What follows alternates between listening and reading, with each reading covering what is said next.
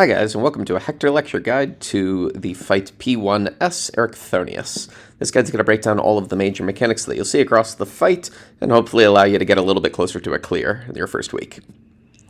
Two things that you need before you go into this fight. One, you need spread positions. I recommend having melees, including tanks, on cardinals, and your healers and ranged on intercardinals.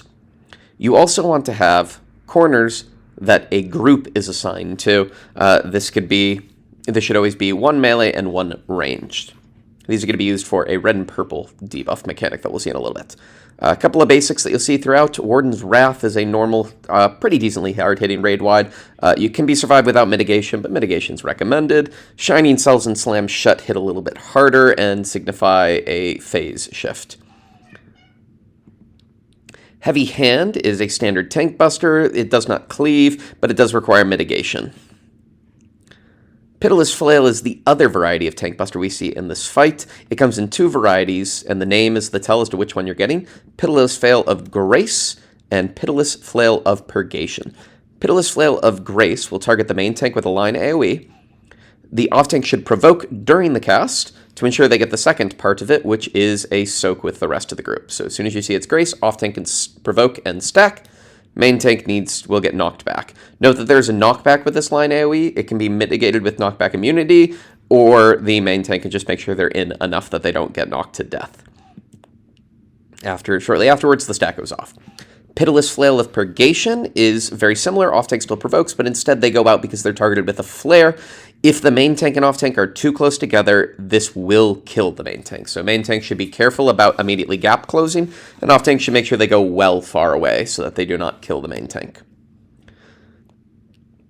Right, here's the mechanics in order then. First, we start off with a Heavy Hand Tankbuster, which should be mitigated by the main tank. We then get our first main mechanic, Aetherial Shackles. For this is where you want to be with your partner.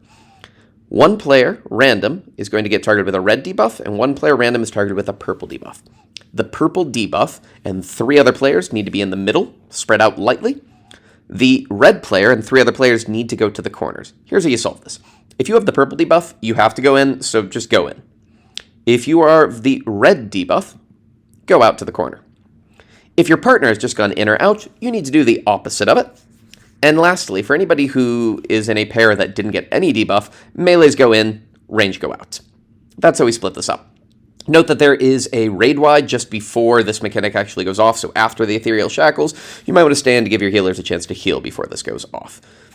As long as everyone is split like this, the purple debuff is going to cause them to tether to the three closest players to them, which should all be in the middle, and they're going to be targeted with small AoEs. If they've only got a purple tether, then you're doing this correct.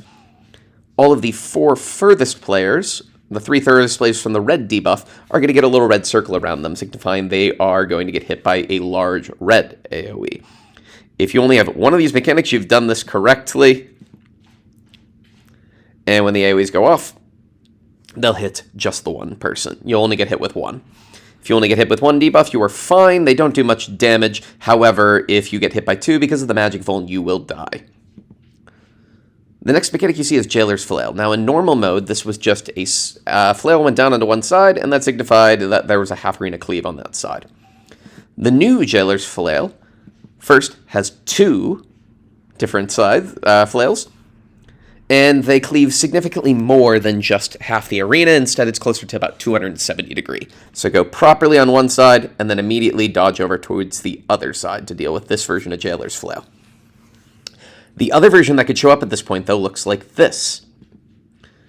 There's still two flails, but one of them looks like a ring, the other one looks like a spiky ball. The ring is signifying a dynamo or in, and the spiky ball is signifying a chariot or out. So because they went the ring and then the spiky ball, this will be an in, and as soon as the cast bar finishes, you can then go out to dodge the rest of the mechanic. This is followed up by one of the Pitiless Flail Tankbusters. In this case, the Purgation one means there's a flare, so off-tank provokes and goes out, away from the party to not kill the main tank. We then get the other Jailer's Flail, whichever one you didn't see first, so if you saw the ring and ball, you're going to see the half and half cleave. Solve this just like we showed before. Next up, we get Intemperate Torment or Intemperance.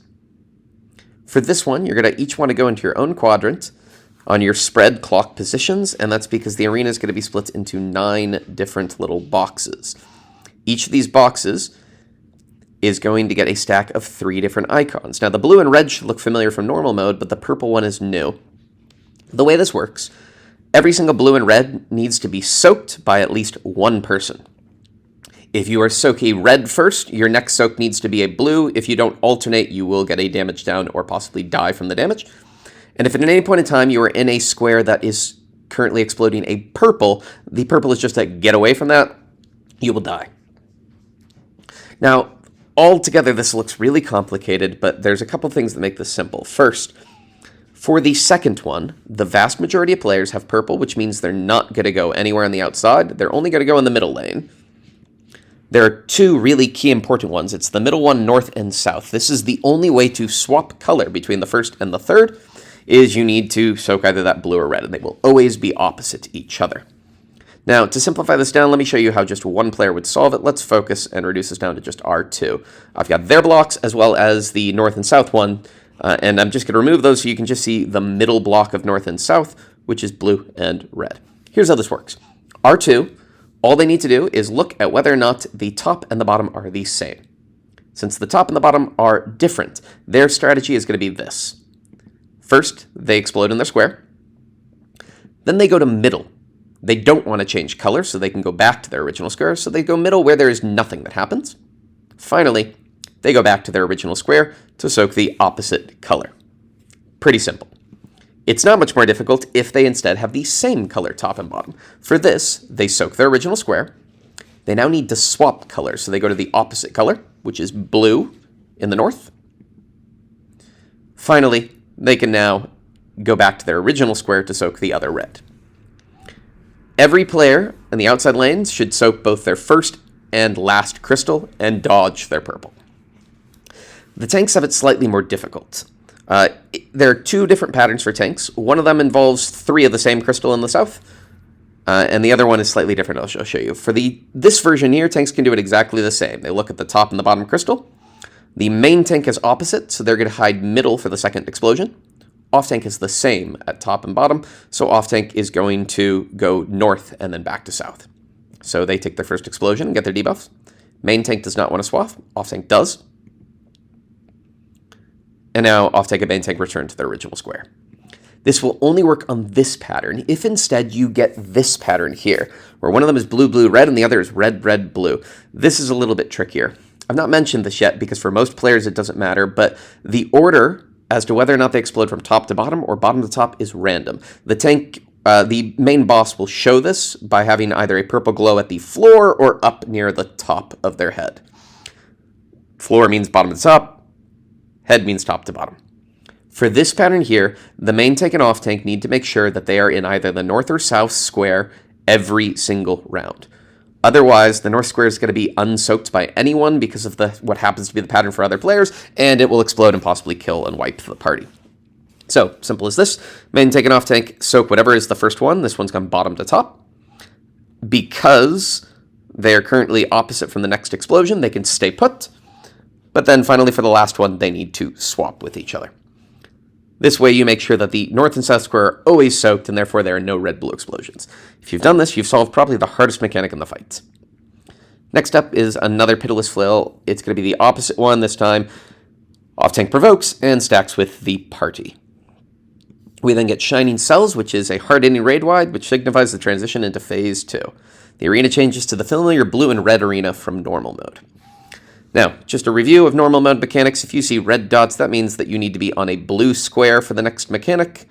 If you see bluish white dots, that means you need to be on a red square for the next mechanic. This is combined immediately with the mechanic Aetherflail. Aetherflail is going to have the boss show either blue or red dots, and also launch down 2 flails. These are usually a mix, one in and out, one side cleave. In this case, players need to go opposite the side cleave and out, while staying on red. So if they'd like to get uptime, they could stay here first to dodge the side cleave, before making sure they go out before the out hits. They still hit one after another. The other new mechanic you see in this phase is Shackles of Time. Shackles of Time targets a single player with a debuff. When the debuff expires, the color that player is on is going to explode. All you need to do is tell that player to be on one color, tell everyone else to be on the other color, and mechanic solved. During this, you're going to get a heavy hand Tankbuster. Just make sure you resolve it on the opposite color of the debuff player. Finally, Slam Shut is a hard-hitting Raidwide, signifying the end of this mini-phase. When the arena returns back, the next mechanic is one that can very easily wipe the party. Fourfold Shackles. This is going to be the return of the red and purple debuffs from before, but instead of one player targeted, it's all 8 players. 4 will get red, 4 will get purple. Now, you need to move quickly to get to your original positions. Purple have it easy. They're just going to do a light spread around middle. But red need to get to the corners. But which corner do you go to? Because it's random, you can't go to clock positions. Instead, we use the timers on the red debuff to assign positions. One player will have a timer around 3 seconds. They go to one corner. 8 seconds goes to a different corner. 13 seconds to the third corner, and 18 seconds to the fourth corner. So long as you know who's going to which corner, all you do is look at your debuff timer and immediately go out. There's going to be 4 hits of this. Make sure that you stay put for all 4. If you survive the first one, as long as you don't run out of health, you will survive all 4 because the mechanic is solved correctly. Hurry back into middle to heal up for a Warden's Wrath before we get our second version of Intemperance. Go to your quadrants again. The gems portion of this is solved exactly the same way as before, so I won't review that. Just be aware that this version of Intemperance has a Gaoler's Flail in-out at the end. You're going to deal with the in-out the first one, the in this case, immediately after the second crystal explodes. And you're actually going to deal with the out or the in, the second one, as the third crystal explodes. So you need to be in your quadrant and either be hugging in near the boss or slightly out. This is followed by a Warden's Wrath Raidwide and Shining Cells, signaling the transition to the final phase. Note that the 2 combos of mechanics I'm about to discuss can happen in a random order. Both have been seen, so be aware that this might not follow the exact order that you see the mechanics. But one of the possibilities is Aetherial Shackles, but on blue-red. Once again, just like at the beginning of the fight, join with your partner in the middle. One random player is going to get a red debuff, and one random player gets a purple debuff. The purple goes in, the red goes out, and anybody who does not have a partner with a debuff, melees go in, range go out. We do this just like we did in the first one. However, at the same time, the boss is going to cast Aetherflail and is going to have glowing orbs around them. You just need to make sure that you wiggle onto the nearest one. There should be one basically on the intercardinal already. If you wiggle onto the correct one, everybody's on their own red space in this case. Then both the Aetherflail explosions will be sorted as well as the shackled ones. We get a Warden's Wrath Raidwide, and then we get the other possible mechanic, which is a Shackles of Time, so debuff on a random player,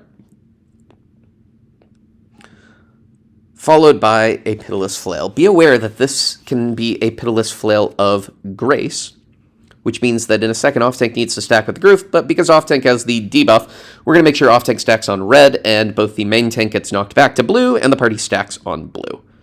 So off-tank provokes, main tank gets knocked back and shot away, and they're going to want to go onto a blue square, while everybody else stacks together. Off-tank stays on red.